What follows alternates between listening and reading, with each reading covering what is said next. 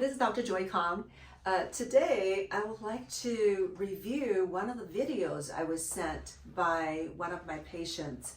The video was put out by this clinic in Mexico called Dream Body Clinic, and it was a gentleman named Josh that was giving his input on why cultured stem cells are better than native cells.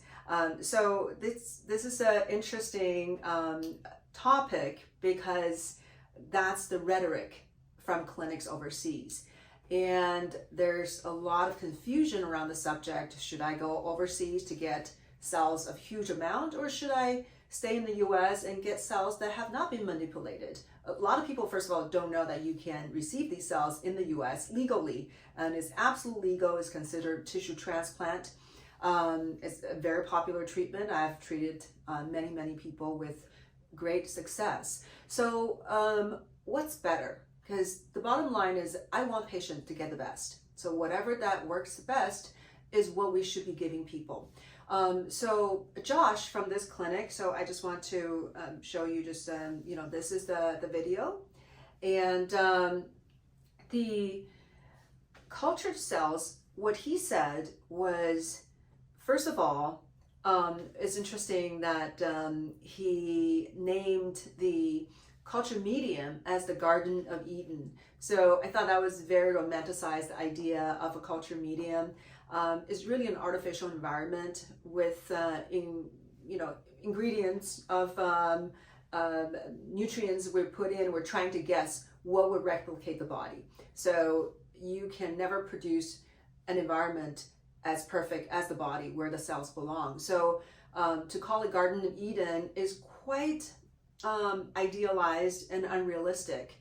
The problem is that these environments are not ideal. They're not the Garden of Eden. It's actually stressful for the cells to be in a culture medium because they are not familiar with what's going on there. So yes, they were taken out of the tissue that he said, oh, the cells are traumatized. Well, when you put in an environment that they don't recognize with edges of the dishes and they're trying to figure out how to survive.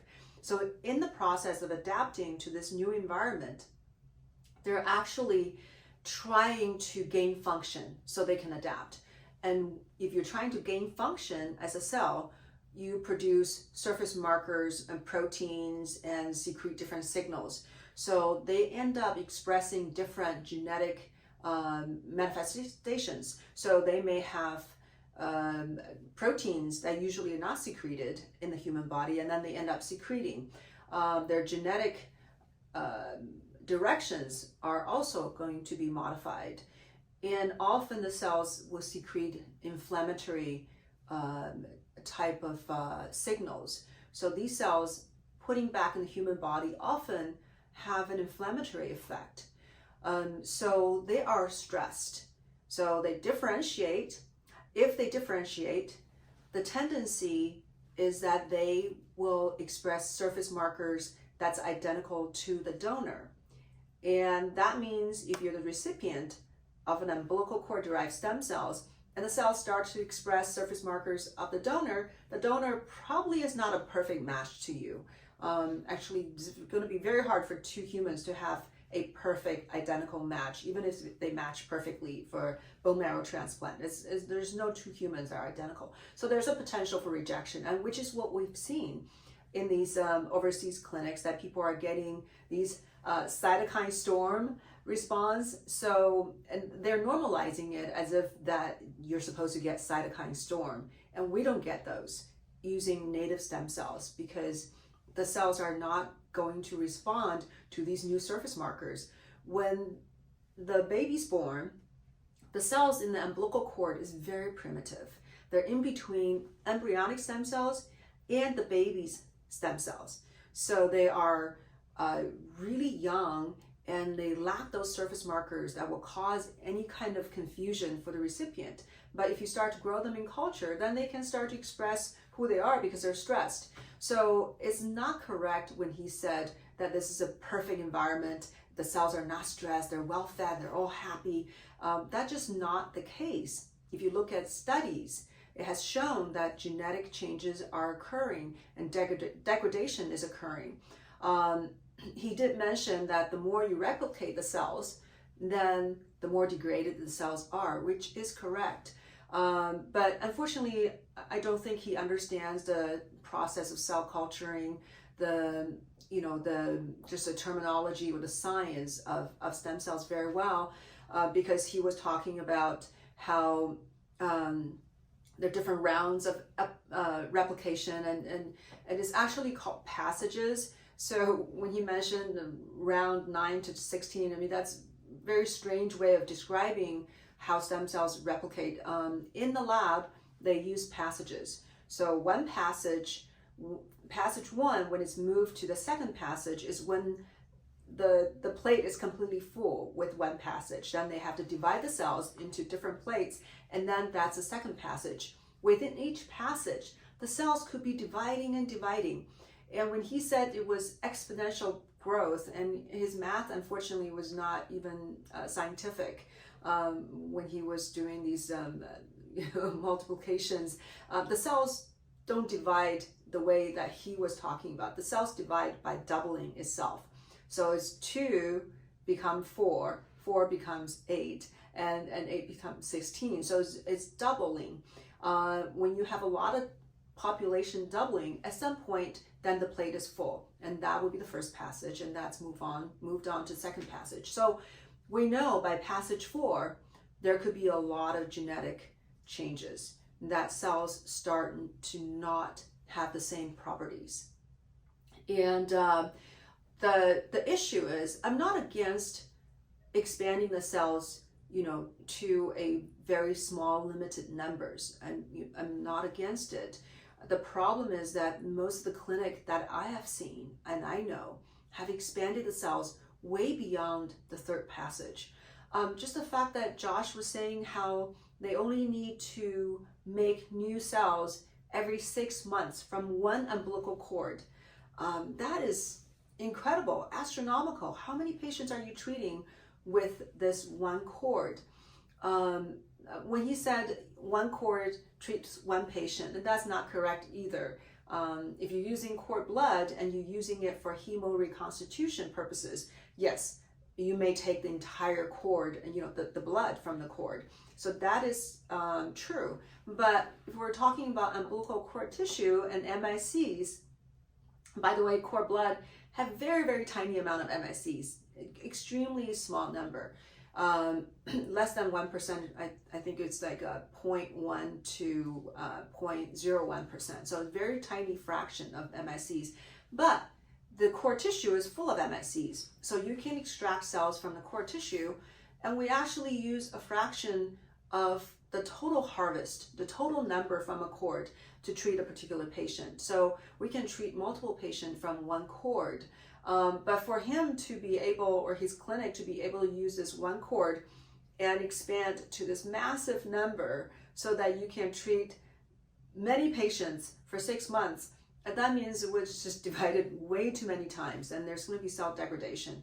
And I just saw a clinic today, and so in my clinic, this patient who was a 9/11 responder who went to Mexico to get stem cell treatment and got 2 months of extreme fatigue. Not only him, but everybody he met at the clinic and kept in touch with, about 20 people, they all had extreme fatigue. So this is a real thing. I don't see that in my clinic. The same patient came to my clinic and got stem cells, absolutely no fatigue. And by third day, he had sharp increase in energy, incredible response. And the healing response happened very fast. In 3-4 days, he started to notice significant improvement. Whereas when he was getting the treatment from Mexico using expanded cells, it took him 2.5 months to notice improvements in his lung symptoms. So there's a huge difference. And then when the clinics overseas tell people, oh, it's normal, there's cytokine response, of course you can get fever. So Josh in this video was saying, yes, people can have a mild fever because you're giving a lot of cells, your immune system is just checking it out. That is very unscientific. If you don't have surface markers, it's marking you as foreign, and your immune system is just not going to react to it. I've never seen mild fever or any fever from our stem cell treatment. So because we're not using cells that have been expanded in a culture medium where they can have various changes on the cells that will lead to your body reacting. So what else? So one thing I do, a couple things I agree with him is the post-thaw viability, because a lot of people in this country getting misinformed by other sectors of the stem cell field. So there are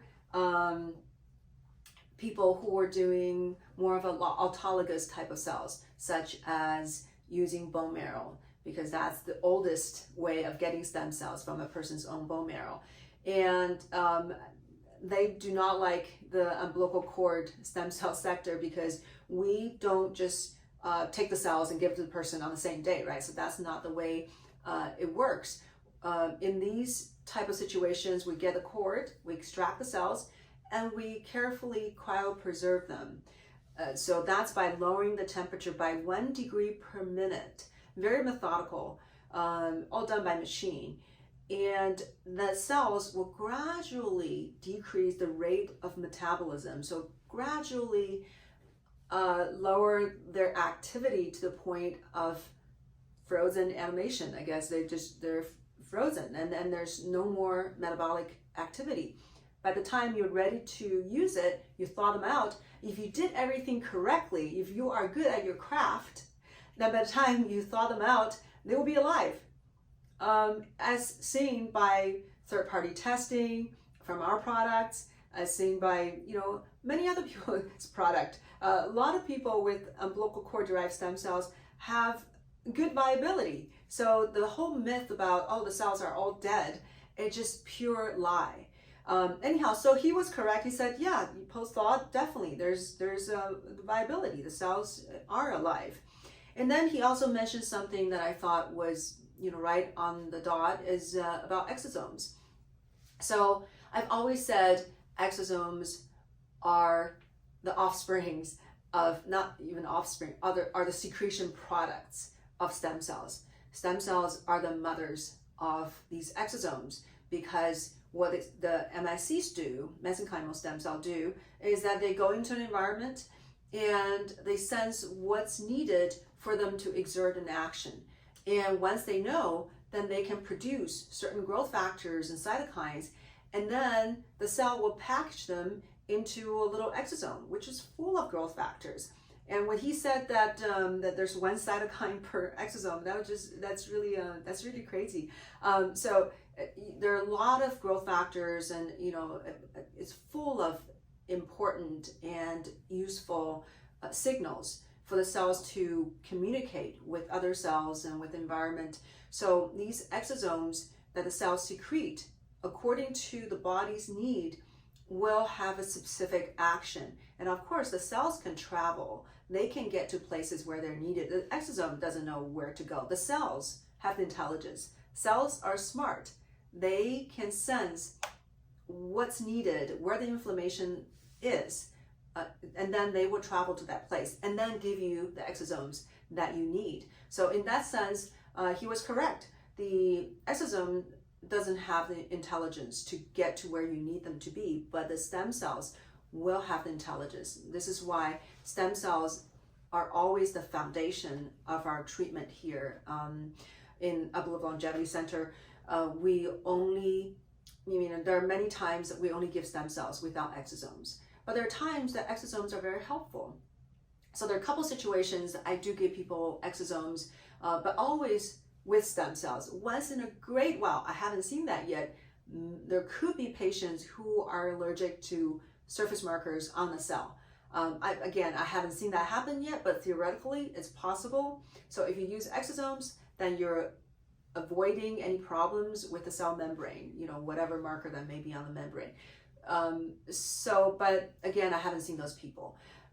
When you use exosomes, the situation that will make exosome reasonable as an addition is when somebody has serious inflammation, raging inflammation throughout the body. The exosomes can work really fast at calming the inflammation because you're giving a lot of signals all at once. It's going to take the cell some time to produce all those signals, so you can have a more rapid response.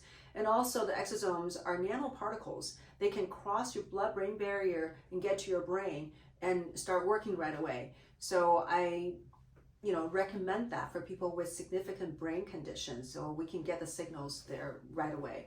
But that said, if you gave MSCs enough time, these cells can secrete exosomes, and that could also cross the blood-brain barrier and get to your brain. Not to mention, MSCs have been known to be able to cross the blood-brain barrier. So some people believe that stem cells cannot, but actually MSCs can. And especially when people have brain pathologies, their blood-brain barrier is often compromised. So then it's even easier for these cells to get there.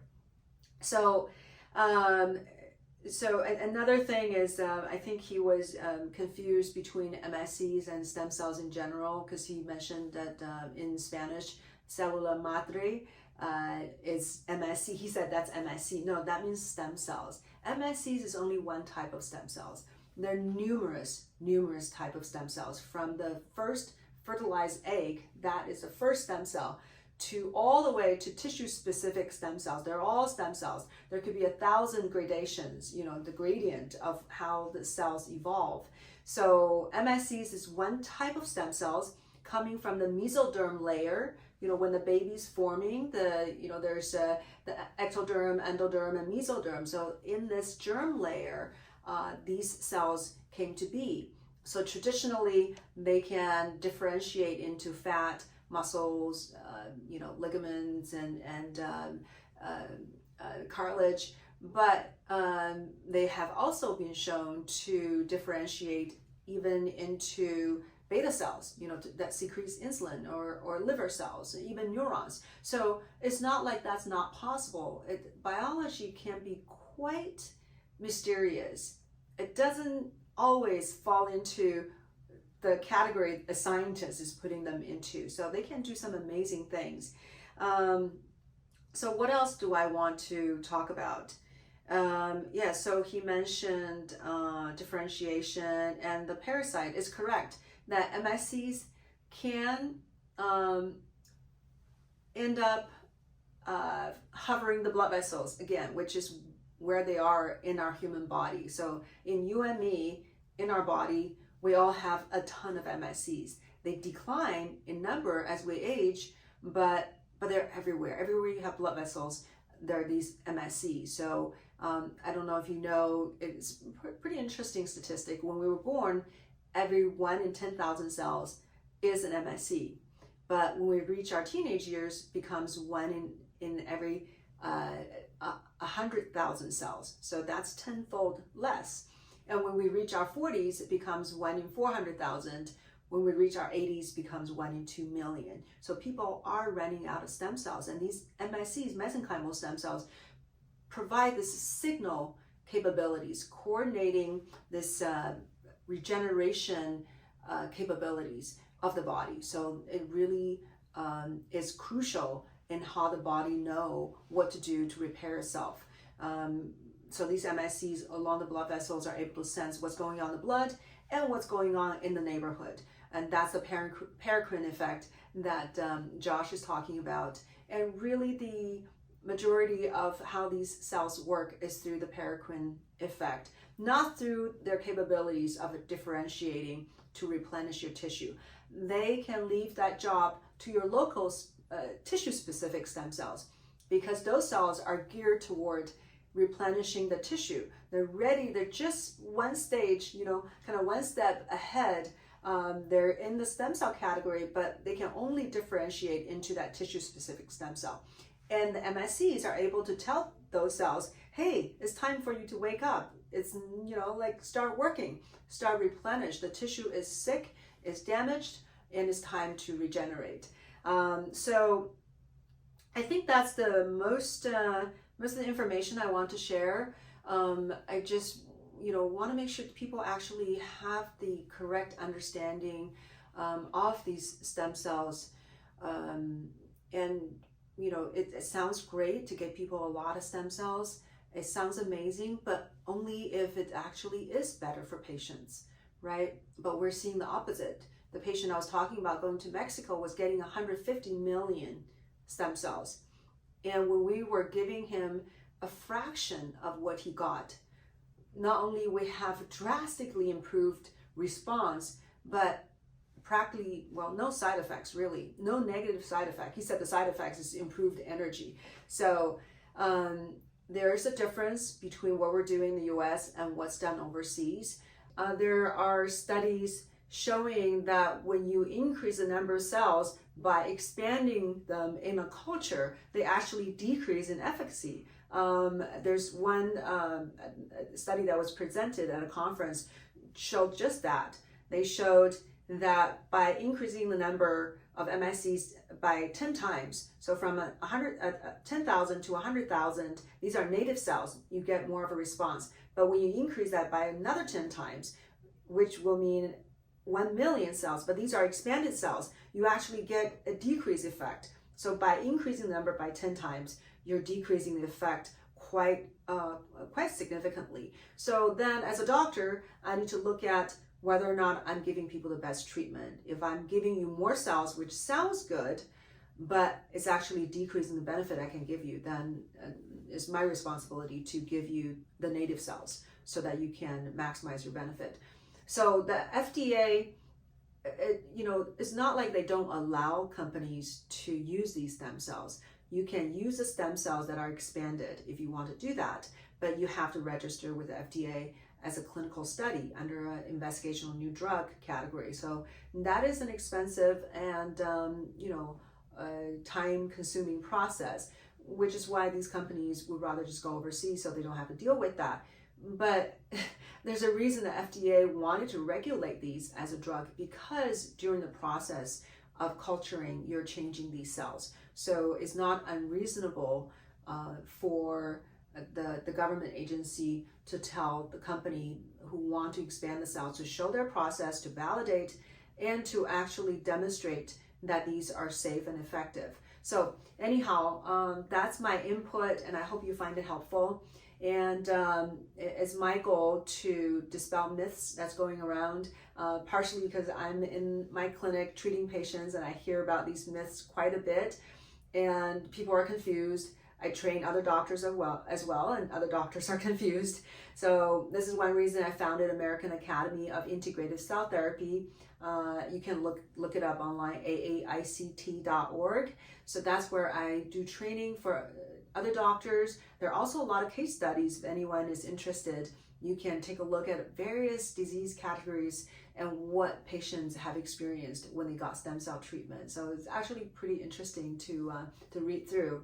And then you can also find me, if you're interested in coming to my clinic, it's at Uplift Longevity Center, Uplift with a Y, so upliftcenter.com. And if you're interested in everything I'm doing, including education and providing the best stem cell product that I've personally formulated, you can go on the site joykongmd.com. And if you like the video, please like it and subscribe to the channel, where I will keep posting useful information to help people navigate this fascinating new territory. So thank you so much for your attention, and I look forward to seeing you next time.